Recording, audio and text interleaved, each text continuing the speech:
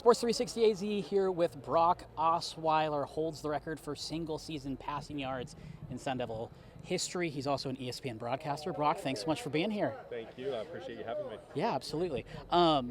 So this past year, first year for the Devils in the Big 12, just what were your big takeaways of that team and what they were able to accomplish? Well, I mean, I still feel like I'm in shock, right, with what ASU did last season.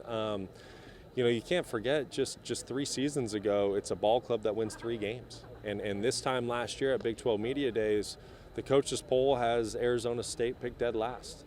And then they go on to win the Big 12 title. And I think there were so many moments throughout the season where you just kind of asked yourself, is this real?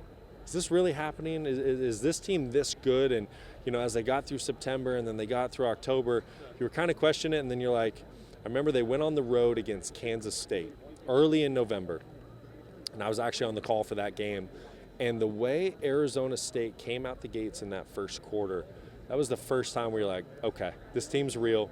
Coach Dillingham's real. Everything that they're doing, Marcus Arroyo at the offensive coordinator, the way he was phenomenal that night there in Manhattan, and then just obviously continued on. And then everything, Brian Ward is doing on the defensive end. So when I look back to last year, there was this, all right, is this real? Then it is real. And then you get to the Big 12 title game and you beat Iowa State the way that you do. And then you go into this game against Texas and nobody thought Arizona State had a chance. Nobody in this country.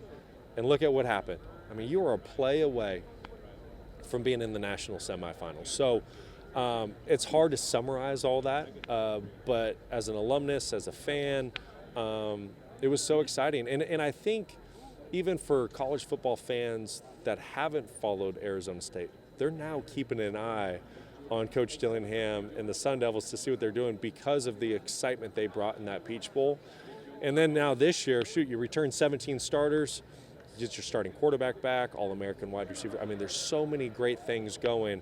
I can't wait to see where this program goes. You mentioned the quarterback. Sam had a great first year with the Devils.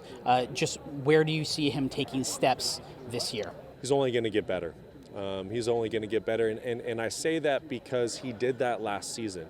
If you go back and you watch film of Sam in September to Sam in end of October to Sam at the Peach Bowl, he's getting better and better and better. And I think he's just in a perfect situation between Coach Dillingham, Marcus Arroyo.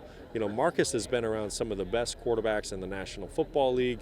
When he was at Oregon calling plays, he had Justin Herbert. So he knows the formula for success. So Sam Leavitt is surrounded by tremendous coaches. He has a great supporting cast, returns 4 starting offensive linemen, Jordan Tyson at wide receiver, Shimon Mateer at tight. I mean, that tight end's good. He kind of reminds me of like an Antonio Gates type. You think back to the Chargers. So my point is, there's a boatload of talent around Sam. There's this confidence that Sam carries in himself, and that translates to his teammates. They can feel that, and they can feed off of that. So, I don't know. I think sky's the limit for Sam, and I can't wait to see what he does. I remember your final year in Tempe. It was very clear you were the leader. Yeah. You were the guy, and there was really that evolution. Yeah. How does leadership for Sam evolve this year, going from a guy who stepped up, was still considered kind of a young player, he had Cam with him, now it is very clearly he's getting questions about the Heisman. How does he lead this program? He's going to lead by leading by example. I can tell that's who Sam is. He's a Northwest guy from Oregon. It's kind of something that I just feel like is instilled in you. You can tell he plays with a chip on his shoulder, goes about his business like that, plays with a fire in his belly. And once again, that is something that his teammates feel, and that's going to fuel them. But now Sam has the most dangerous component now in his back pocket.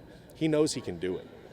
He went toe-to-toe with Quinn Ewers in Texas. And you got to remember, Quinn at the beginning of the season, he was in the Heisman conversation last year, and now he's in the NFL. Well, Sam was in a duel with him. And so Sam now knows going into the offseason, I can do this. I won a Big 12 championship.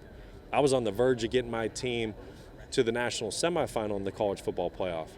Well, all those things combined, that's confidence. And he's going to pass that down to his teammates just by how he goes about his business.